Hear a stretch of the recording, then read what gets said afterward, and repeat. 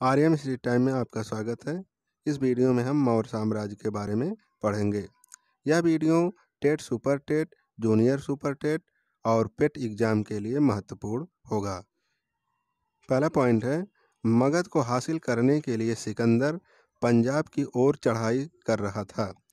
तब चाणक्य, जिनका उपनाम कौटिल्य या विष्णुगुप्त भी है, मगध के राजा घनानंद को बताने की कोशिश की मगध को खत्म होने से बचाया जा सके, लेकिन मगध के सम्राट घनानंद ने उनकी बात को ठुकरा दिया और चाणक्य का अपमान भी किया।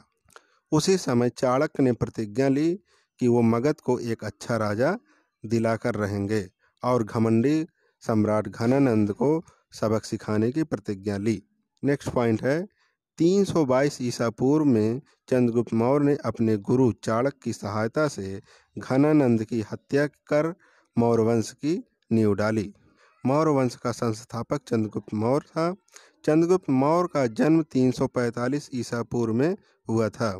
घनानंद को हराने में चाणक्य ने चंद्रगुप्त मौर्य की मदद की थी, जो बाद में चंद्रगुप्त मौर्य का प्रधानमंत्री बना।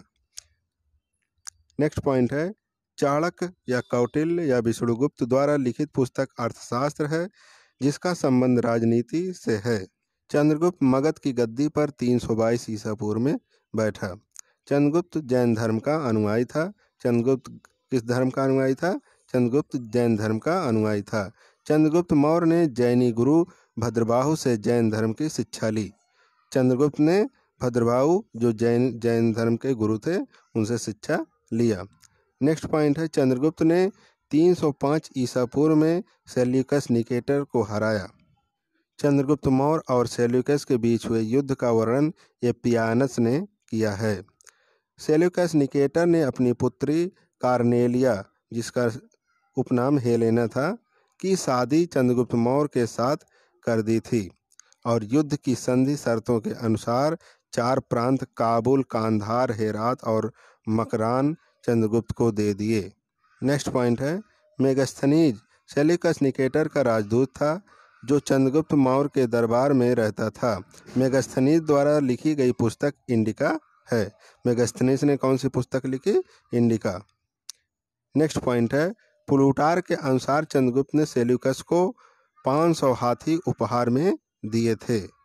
चंद्रगुप्त मौर्य की मृत्यु 298 ईसा पूर्व श्रवणबेलगोला में उपवास के द्वारा हुई।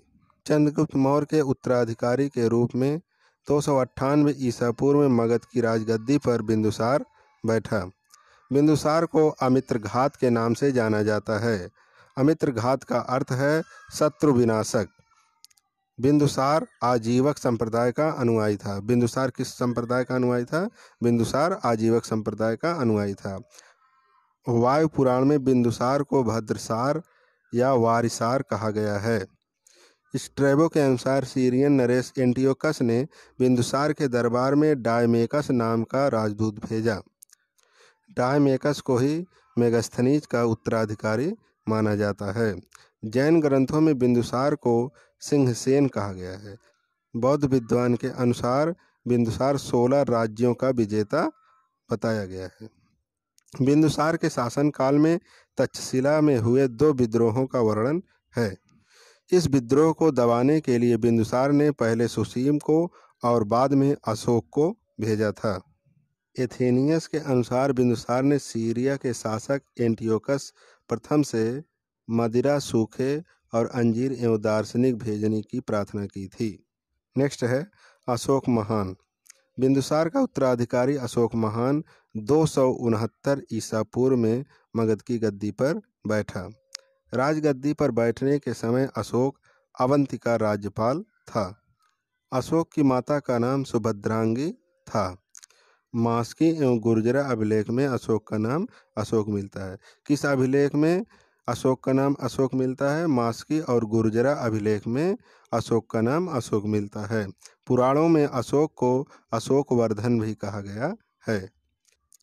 प्लिनी का कथन है कि मिस्र का राजा फिलाडेल्फस टालमी द्वितीय ने पाटलिपुत्र में डायनीसियस नाम का राजदूत भेजा था। किसके दरबार में? अशोक के दरबार में भेजा था।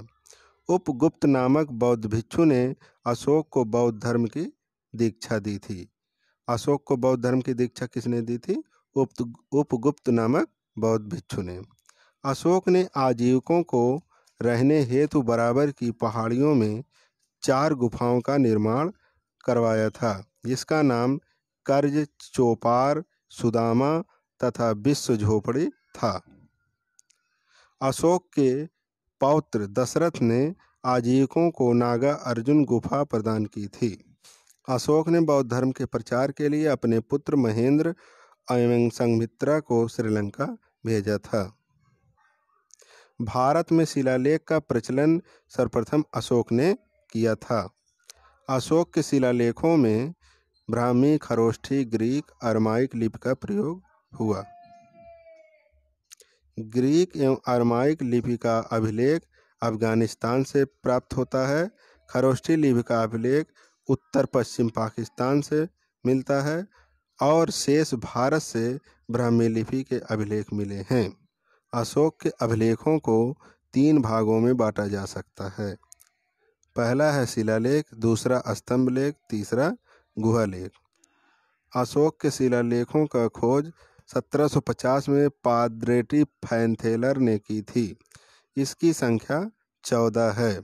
अशोक के अभिलेख पढ़ने में सबसे पहले सफलता 1837 ईस्वी में मिली और किसने पढ़ा? जेम्स प्रिंसेप ने पढ़ा।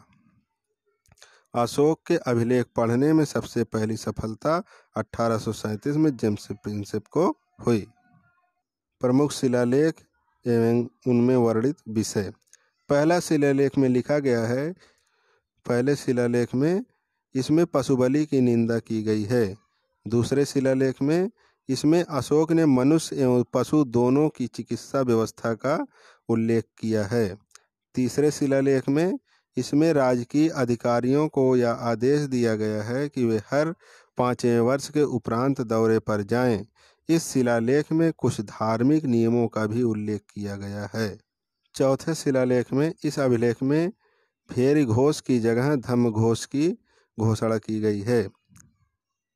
धम्म घोष की घोषणा किस शिलालेख में की गई है? चौथे शिलालेख में धम्म घोष की घोषणा की गई है। 5वें शिलालेख में, इस शिलालेख में धर्म महामात्रों की नियुक्ति के विषय में जानकारी मिलती है। छठा शिलालेख, इसमें आत्मनियंत्रण की शिक्षा दी गई है। 7वां एवं 8वां शिलालेख, इसमें अशोक की तीर्थ यात्राओं का उल्लेख किया गया है। नेक्स्ट पॉइंट है 9वां शिलालेख, इसमें सच्ची भेंट तथा सच्चे शिष्टाचार का उल्लेख किया गया है। 10वां शिलालेख, इसमें अशोक ने आदेश दिया कि राजा तथा उच्च अधिकारी हमेशा प्रजा के हित में सोचें। 11वां शिलालेख, इसमें धम्म की व्याख्या की गई है। 12वां शिलालेख, इसमें स्त्री महामात्रों की नियुक्ति एवं सभी प्रकार के विचारों के सम्मान की बात कही गई है। 13वां शिलालेख, इसमें कलिंग युद्ध का वर्णन एवं अशोक के हृदय परिवर्तन की बात कही गई है। इसमें पड़ोसी राजाओं का वर्णन है। तो 13वें शिलालेख में कलिंग युद्ध का वर्णन है और अशोक के हृदय परिवर्तन की बात की गई है। 14वां शिलालेख, अशोक ने जनता को धार्मिक जीवन बिताने के लिए प्रेरित किया। अशोक के स्तंभ लेखों की संख्या 7 है, जो केवल ब्राह्मी लिपि में है। यह 6 अलग अलग स्थानों से प्राप्त हुआ है। प्रयाग स्तंभ लेख, यह पहले कौशाम्बी में स्थित था। इस स्तंभ लेख को अकबर ने इलाहाबाद के किले में स्थापित कराया। दिल्ली टोपरा, यह स्तंभ लेख फिरोज शाह तुगलक के द्वारा टोपरा से दिल्ली लाया गया। नेक्स्ट है दिल्ली मेरठ अभिलेख।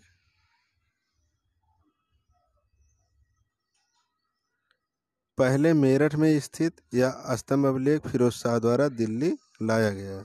रामपुरवा, यह स्तंभ लेख चंपारण बिहार में स्थापित है। इसकी खोज 1872 में कार्लायल ने की थी। लौरिया अरेराज चंपारण, जो ये भी बिहार में है। लौरिया नंदनगढ़ चंपारण बिहार में है। इस स्तंभ पर मोर का चित्र बना हुआ है। कौशाम्बी अभिलेख को रानी का अभिलेख भी कहा जाता है। अशोक का सबसे छोटा स्तंभलेख रुम्मिन्देई अभिलेख है। इसी में लुम्बिनी धम्म यात्रा के दौरान अशोक द्वारा भू राजस्व की दर घटा देने की घोषणा की गई है। अशोक का 7वां अभिलेख सबसे लंबा है। तो कौन सा अभिलेख सबसे लंबा है? अशोक का 7वां अभिलेख सबसे लंबा है।